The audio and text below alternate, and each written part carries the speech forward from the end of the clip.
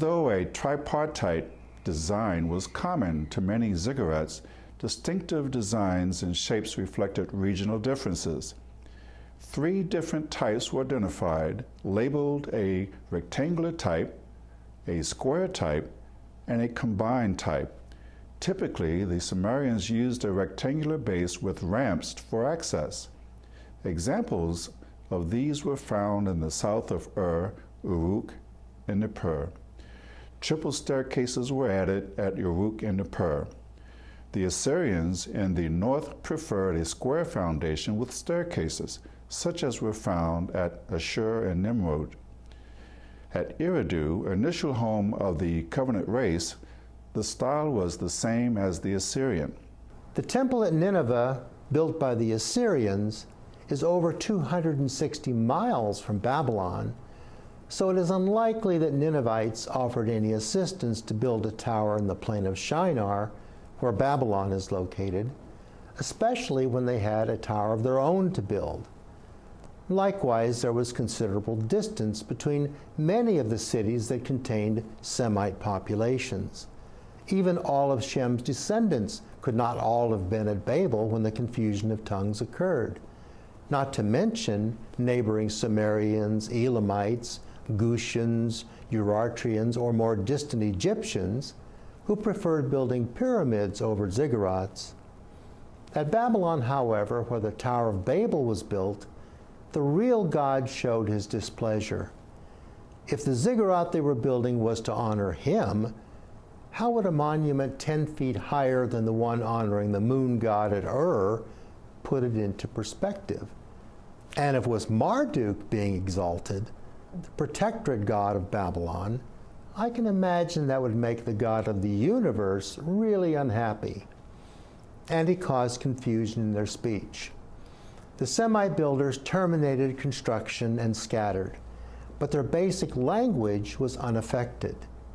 Sumerian writings continued to be written in Sumerian, and the inscriptions that have been recovered, written in Akkadian, Canaanite, Amorite, Aramaic, Ugaritic, Babylonian, and Assyrian, are all related Semitic dialects.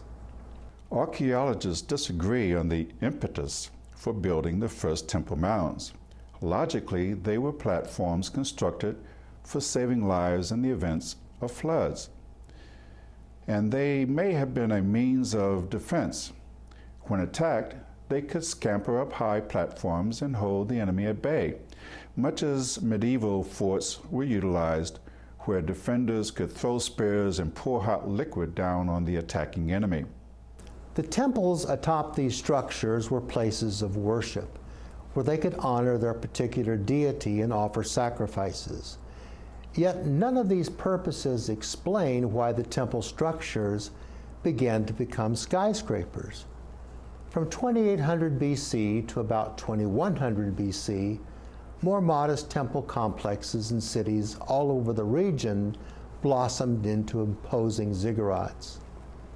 To help us discern the motivations for constructive, massive mud brick structures, hints can be found in the names chosen. House of the Mountain of the Universe stood at Ashur. Borsippa hosted the House of the Seven Guides of Heaven and Earth.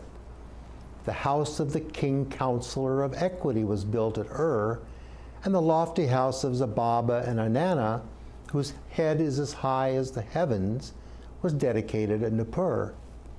Larsa boasted the house of the link between heaven and earth, and Babylon was the location of the house of the foundation of heaven and earth. The Hebrew Balal means confound or mix, and from Babel our English word Babel is derived, defined as to utter meaningless or unintelligible sounds. These definitions followed the event, however. The name Babel was not chosen in anticipation of confusion. The origin of Babylon is rooted in the Akkadian Bab-Ilu, meaning gate and God. And Babel comes from the Hebrew Bab-El, also meaning gate of God. The ziggurat itself, then, was literally the house of the foundation of heaven and earth at the gate of God. Later in Genesis, we learn about Abraham's grandson, Jacob, who dreamed of a ladder set up on the earth, and the top of it reached to heaven, and behold, the angels of a God ascending and descending on it. Genesis 28:12. He proclaimed that place Bethel, the house of God, and this is the gate of heaven. Genesis 28:17. Did Abraham describe to his son and grandson the tower at Babylon, or the one at Ur where he lived, in such vivid detail that it became a shadow in the mist in Jacob's dream? Unlike our modern churches and tabernacles, these temples had a greater significance than just being a place to come and worship. They were intended as the house or dwelling place of deity. The closer to heaven the towers could reach, the nearer the worshippers could approach, and it was a two-way street. The deity could descend to his people more easily. By means of the tower itself, perhaps, they could invoke their God to come down.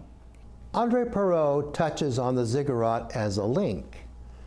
Thus, the ziggurat appears to me to be a bond of union, whose purpose was to assure communication between earth and heaven. Even when this idea is not actually clearly expressed, it is nevertheless implicitly suggested, for what is the mountain but a giant stepladder, by means of which a man may ascend as near as possible to the sky, not only in order to touch it, but also and especially to approach nearer to the deity whom he seeks and whose descent towards mankind he wishes at the same time to facilitate. Was this in the minds of the tower builders?